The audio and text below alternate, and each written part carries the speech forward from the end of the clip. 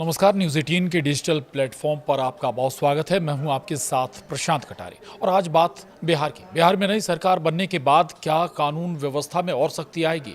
क्या यूपी की तर्ज पर या योगी मॉडल के आधार पर अपराधियों के खिलाफ एक्शन होगा? ये बात इसलिए भी कही जा रही है क्योंकि अब गृह मंत्रालय बीजेपी के पास है। दरअसल बिहार में नई सरकार बनने के साथ ही पुलिस प्रशासन की सख्ती जमीन पर दिखने लगी है। गृह विभाग उप मुख्यमंत्री सम्राट चौधरी को सौंपे जाने के ठीक 24 घंटे के भीतर बेगूसराय पुलिस और एसटीएफ ने बड़ी कार्रवाई करते हुए कुख्यात अपराधी शिवदत्त राय का एनकाउंटर किया।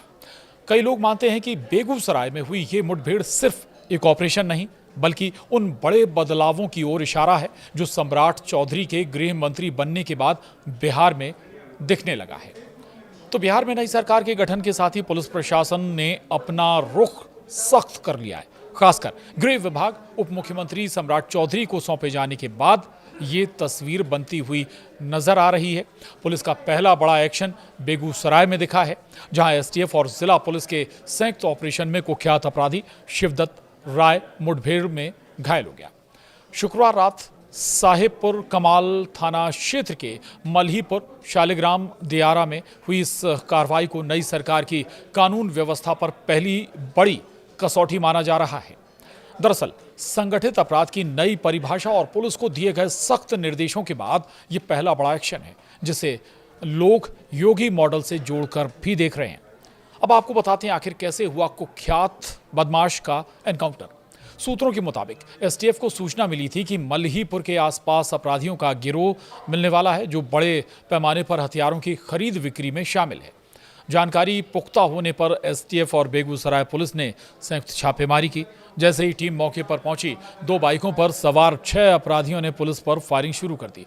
पुलिस ने भी जवाबी कार्रवाई की। मुठभेड़ में तेघड़ा थाना क्षेत्र के बनहारा निवासी शिवदत्त राय 27 साल को गोली लगने से घायल वो हो गया और गिर पड़ा, जबकि उसके अन्य साथी अंधेरे का फायदा उठाकर फरार हो गए। घायल कुख्यात को तुरंत पुलिस कस्टडी में अस्पताल में भर्ती कराया गया है।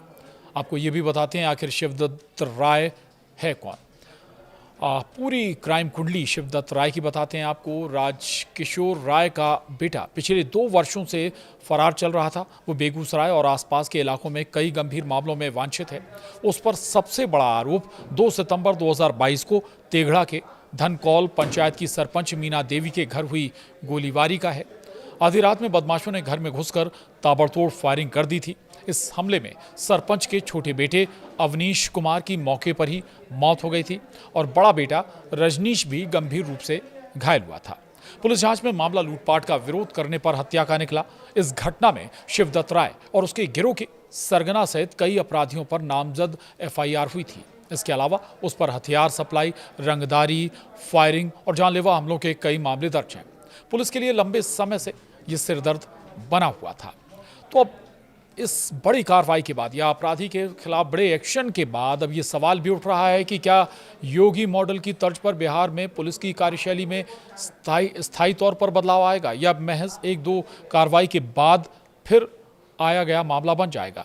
ज़रूरत इसी बात की है कि जो अपराधी हैं, बेखौफ हो चुके हैं, बेलगाम हो चुके हैं, उन पर लगातार सख्त एक्शन नजर आए ताकि लोगों में भरोसा और बनाया जा सके, उद्योग जगत पर भरोसा बनाया जा सके, इन्वेस्टर्स पर भरोसा बनाया जा सके। अगर कानून व्यवस्था दुरुस्त रहती है तो बहुत सारे दरवाजे खुल जाएंगे बिहार के। आज के लिए इतना ही। नमस्कार।